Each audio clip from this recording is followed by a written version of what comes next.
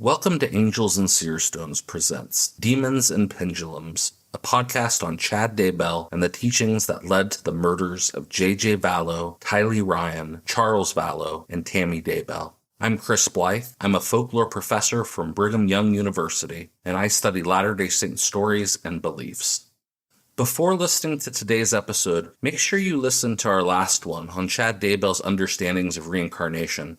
Reincarnation is not a Latter-day Saint doctrine, although it has been a matter of speculation by heterodox thinkers since Joseph Smith's lifetime. If you can make it through this convoluted discussion of these different historical thinkers, then at the end of the episode, I'm going to explain what actual connections Chad Daybell's past lives, the charts he made, have to do with mainstream LDS theology.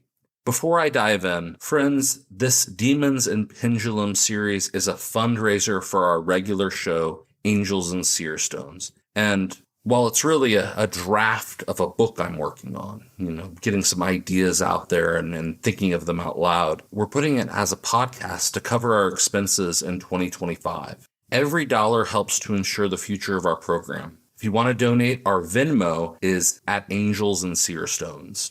Seriously, $5 is a win for us. And guys, if you want to make my week, we need more reviews on Apple Podcast. Thanks, and I'll see you on the other side of the intro music.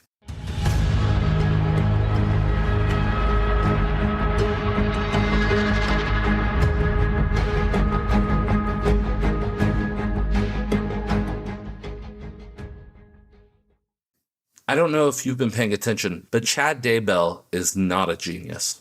His theology is not overly creative, minus a few ideas about zombies and mercy killings, really the worst of it. His teachings are wholly derivative. They came about from reading different fringe websites and theological writings. Before I start to unravel all of that, I want to start us out by explaining the related Latter-day Saint theology. Again, the Church of Jesus Christ of Latter-day Saint has never taught reincarnation. The concept is foreign to the vast majority of members of this faith. Joseph Smith did teach something that people could think of as a kind of reincarnation. He taught that we all existed before we were born, and we existed as spirits. We call that the first estate. And of course, we continue to exist after we die, first as spirits and then in a resurrected form. Hell is a temporary state for unredeemed spirits who have chosen against the atonement of Christ, and an eternal state, a permanent state, for Satan, his angels, and a very small number of those who in mortality knew without a doubt that Jesus was the Christ, but rejected him anyway. We call these individuals sons of perdition. The key is that the afterlife is largely confined to 3 degrees of heavenly glory: the telestial kingdom, the terrestrial kingdom, and the celestial kingdom. There have been occasional debates among Latter-day Saints whether a person could be initially assigned to the telestial or terrestrial kingdoms and then progress the celestial kingdom, call this progression through the kingdoms. This has never been an official doctrine, but it has been debated over and over again throughout our history. What I want to emphasize at this point is that the Latter-day Saint afterlife is complex, going well beyond common notions of a single heaven and hell. So reincarnation is not an official or orthodox Latter-day Saint belief. However, there have been members and even leaders of the church who have held this belief, largely privately. The Apostle Orson Hyde may have been the first to share such a belief over the pulpit. He did so in the wake of Joseph Smith's death. His idea was that family members would continue to be born in the same lineage. So really, that meant you could literally be your own grandpa. Your child could be another of your progenitors. Brigham Young mocked this idea and called it the baby resurrection. Ultimately, Brigham pressured Hyde to stop sharing this belief with others. Although so far as I know, Orson Hyde never repudiated his stance on reincarnation. The first schismatic church that taught the idea was Charles B. Thompson's Presbytery of Zion. It was founded in Iowa in the 1840s, and for a while had a decent following. Several years later, Joseph Morris founded a church in Utah called the Church of the Firstborn. His followers were called the Morrisites. If you aren't familiar with them, look it up. It's a fascinating history that involves kidnapping and a major raid by law enforcement. Morrisites held that there were 10 estates in their mode of reincarnation. And you would go through these estates on your way to becoming like God. And so you might be an Abraham in the next lifetime, a Jesus, an Adam, and so on. There was a standard route of progression. So those are two examples, the Morosites and then this earlier church, the Presbyterian of Zion, subscribing to these beliefs as an actual organization. We also have less formal movements promoting reincarnation. Or maybe I should describe these as movements that never developed fully into a schism. One guy named Charles Stainer in the late 1880s began to promote the idea of reincarnation. For a time, his followers even included the well-known LDS leader Orson F. Whitney, long before he was an apostle. Stainer produced lists of who different individuals were in past lives. He believed that Brigham Young was a reincarnation of the Apostle Peter. He thought that Helen Mar Whitney was the reincarnation of the Book of Mormon prophet Lehi's wife, Sariah.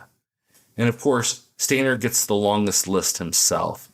He believed he was Abel, Noah, Abraham, Joshua, Samuel, Gabriel, Elias, Cyrus, George Washington, and Manasseh.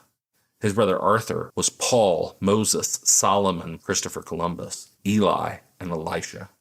There have been others promoting reincarnation over the years. We can document various men claiming to be the reincarnation of Joseph Smith, starting in the early 20th century.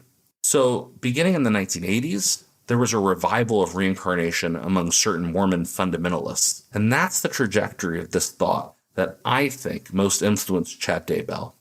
Ross Wesley LeBaron was a fundamentalist leader who came to believe in reincarnation in, I think about the 1980s, maybe late 70s. His system wasn't too complex, as people eventually progressed to become one of the 7 major prophets we call dispensation heads. So everybody's in this sort of route of progression. And eventually they're going to, if they progress, they're going to be a figure like Adam, like Abraham, like Noah. And 7 of these major prophets go out and form their own worlds after the second coming. The Earth's population is divided between these worlds. Other than this teaching, Ross's main idea in reincarnation was just the idea of really multiple chances for one to progress. And it's important to know this is different than what Chad and others are teaching, who they think people have one second estate, one lifetime. And if they pass that, they go through other routes, different estates, different levels.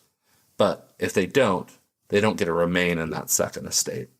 So one of Ross's followers, Fred Collier, would have a missionary zeal rarely seen among Mormon fundamentalists. Collier would come to think that Ross was a fallen prophet and began his own church, where reincarnation was an essential doctrine. And while that's interesting, there are all sorts of rumors that Fred believed that he was the reincarnation of Joseph Smith. In fact, there was a schism within his schism, when one of his followers claimed to be the reincarnated Jesus, thus trumping Fred's claim to be Joseph Smith. Anyway, Fred Collier gave at least one major public lecture in Manti, Utah in the early 90s, and it was attended by some members of a local study group. This local study group is headed by James Harmston, a man who a year or two later would start his own schism, the True and Living Church of Saints of the Last Days. And of course, the study group was the founding membership. Now, at this point, I assume all of you are lost, so you can go back and re-listen to this if you want and take notes and go slower. In short, I'm plotting a trajectory. Ross LeBaron's teachings of reincarnation to Fred Collier to these folks in Manti. The internet is just taking off, and the conversation of reincarnation becomes a part of many conversations among these individuals on the web. They call it multiple mortal probations. It's possible that name actually starts with Harmston's community. I'm not sure. It could be Collier or others. They're not the only ones having this conversation, but this trajectory is going to be what's important for Chad. Reincarnation becomes interesting in the True and Living Church, or what people call the TLC, because Harmston, along with the man he ordained as the church's patriarch, began to inform people about their own past lives. Regular believers found out they were figures from the Old and New Testaments, as well as from early Latter-day Saint history. And this will sound familiar to you. James Harmston even claimed to be the Holy Ghost in the flesh, Joseph Smith, John the Baptist, and others. So how does any of this get to Chad Daybell? We'll get there, but first a personal story. This is about the time someone told me that I was a fourth estate being, one of the 144,000.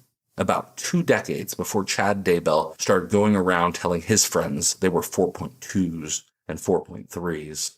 After graduating from high school in Baltimore, Maryland, I headed off to Texas A&M University. I had never been to College Station before, and I didn't know a soul. It was a lonely time. During that first semester, I was painfully shy, with a ton of time on my hands and very little interest in my coursework. In the evenings, I'd visit a website. It was called kingdomofzion.org. It had a huge database of theological books and tracts, including obscure Mormon fundamentalist titles.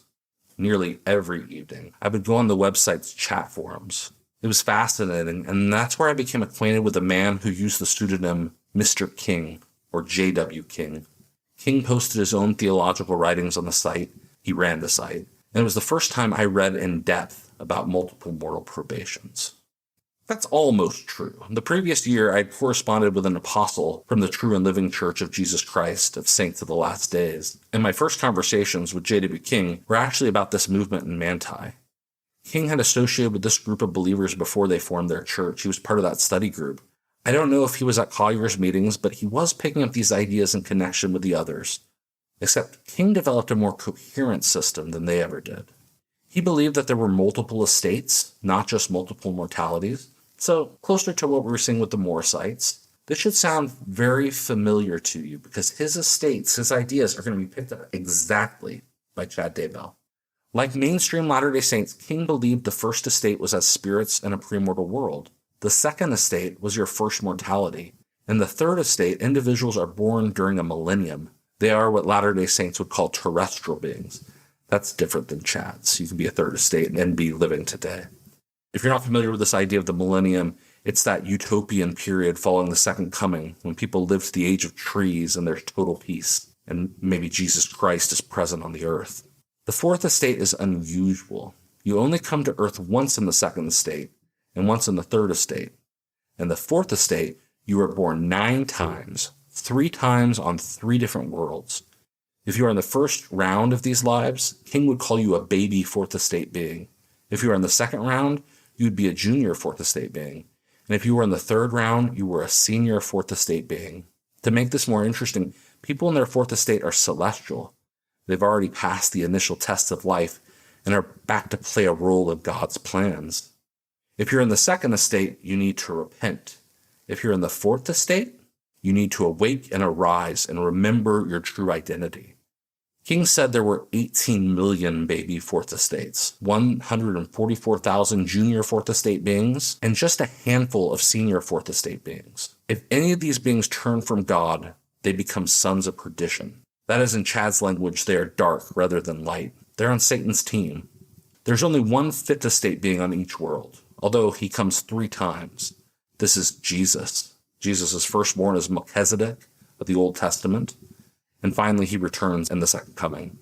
The sixth estate is the Adam of a world. The seventh estate is Jehovah, and the eighth estate is Elohim. These final 4 estates are the progression of gods and relate to the fundamentalist LDS belief known as the Adam-God doctrine, or Adam-God theory. I remember the night that King wrote me an email telling me that I needed to learn who I was, that I was a junior fourth estate being, one of the 144,000. And that I had a last day's work that I needed to learn, that I could learn about by revelation.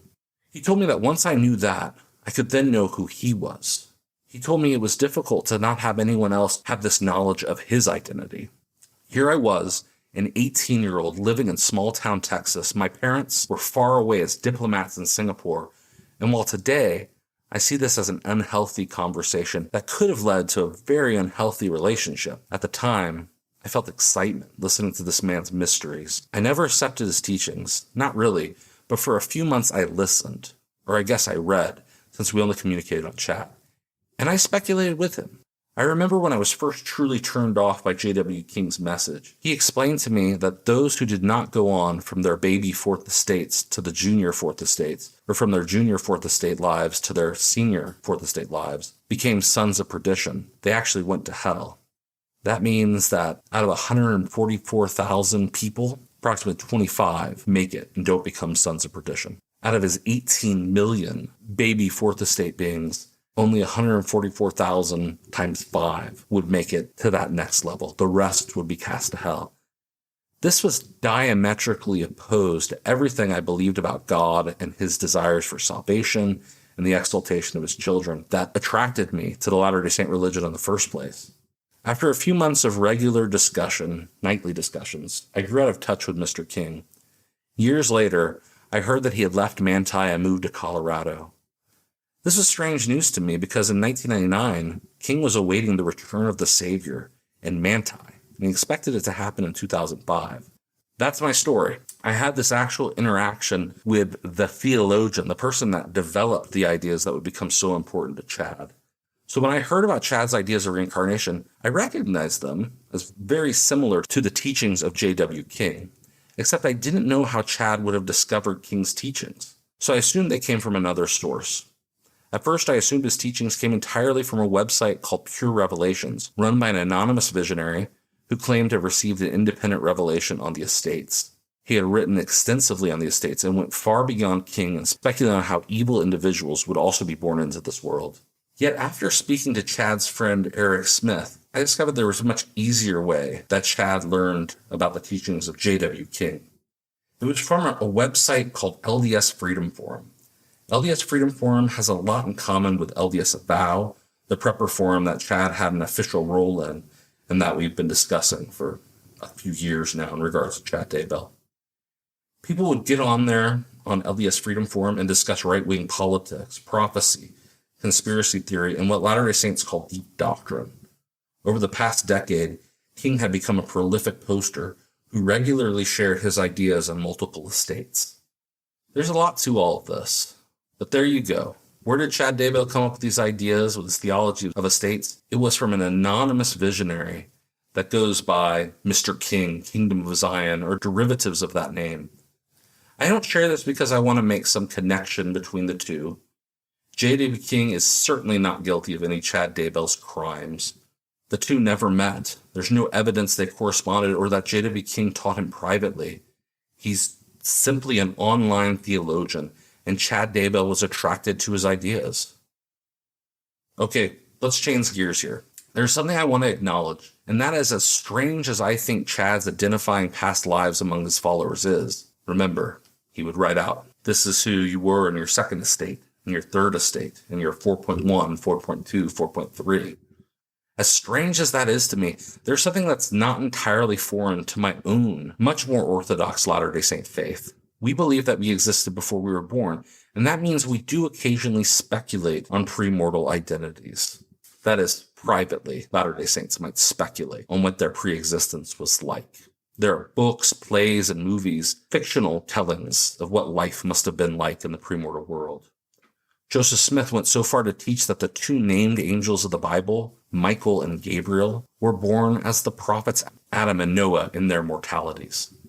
W. W. Phelps, close friend of Joseph Smith, once proclaimed that Joseph was known in the premortal world as Gazelum. The name comes from a kind of strange passage in the Book of Mormon. Modern Latter-day Saints believe that Jesus' premortal name was Jehovah. I've been present when individuals have speculated on which archangel was which major prophet in scriptural history. There's a list of these other angel names in apocryphal works, and that's pretty exciting given Joseph Smith's suggestion that we are literally among this group. So what was Moses' premortal name? Was he Raphael? Was he Gadriel? What is his identity?